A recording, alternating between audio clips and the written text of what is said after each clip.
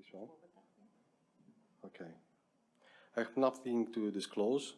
We are going to redefine liver regeneration after partial hepatectomy today. As you may know, and according to Bucher et al. And McLaren et al., liver regeneration is a well-controlled and regulated process after partial hepatectomy that promotes liver cell proliferation, liver endothelial cell proliferation, and collagenesis.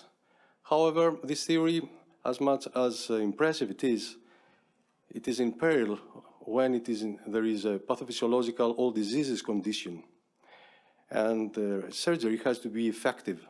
That's why I have always had in my mind the same question: what are the diseases and the pathophysiological conditions that change the expected pattern of liver regeneration after partial hepatectomy? In 2010, we published our heuristics, and we underlined for the first time the new concept about the time delay in the open left partial hepatectomy in comparison to the laparoscopic one on the 7th postoperative day. To assess this difference, we developed a new technique, which was actually a multifactorial statistical model that assessed the impact of the well-known significant factors in liver regeneration. And although it was very difficult, we found no statistical differences among them on the 7th postoperative day. And we thought that there must be another factor not well known or not well researched at that time. And that's why we went on with the publication of these heuristics, having a formulation of our theory about the time delay that we referred in American College of Surgeons 2013 in Washington and in 2014 in San Francisco, having in mind that this factor might be related to LPS.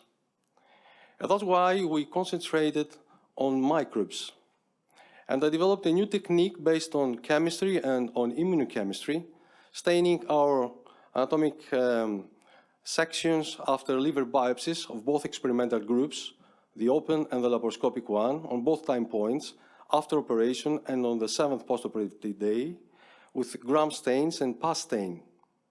Microscopic analysis showed that there was no gram positive or gram negative stained anatomic sections in both experimental groups on both time points, while, to our astonishment, there was positive pus stained anatomic sections in both groups on both time points.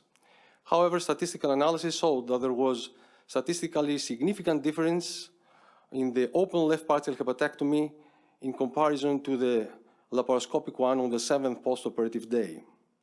And then I had to study hard and in depth the Alexander's and Dietz's theory about the gut microbiota translocation, and gut barrier disruption, so as to conduct my research.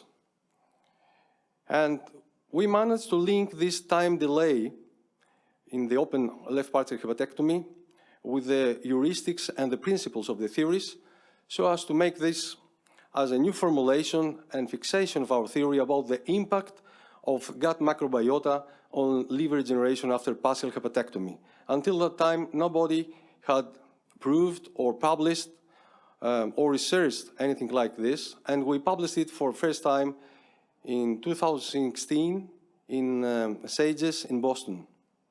However, what is most exciting in my research is that it is a clinical applicability that refers not only to partial hepatectomy, but also to liver transplant and to the preoperative ERCP for obstructive jaundice, because it refers to patients that suffer from comorbidities such as diabetes, obesity, HIV, HBV, HCV, fulminant, non-fulminant hepatitis, and so on, so that we can make decisions and planning about the instrumentation that we have to use, the type of operation, and also the type of auxiliary therapy, preoperatively or postoperatively.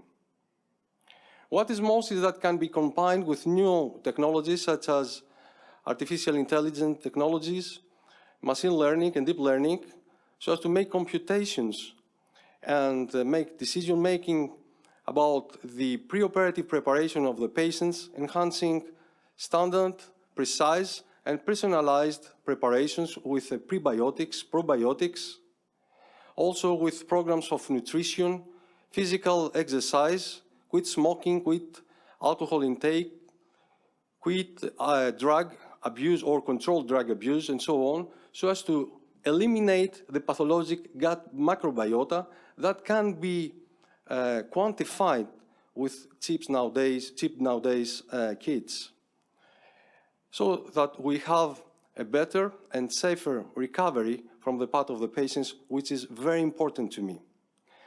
Recently, we have inserted into our armamentarium the fecal transplantation officially. Thank you very much.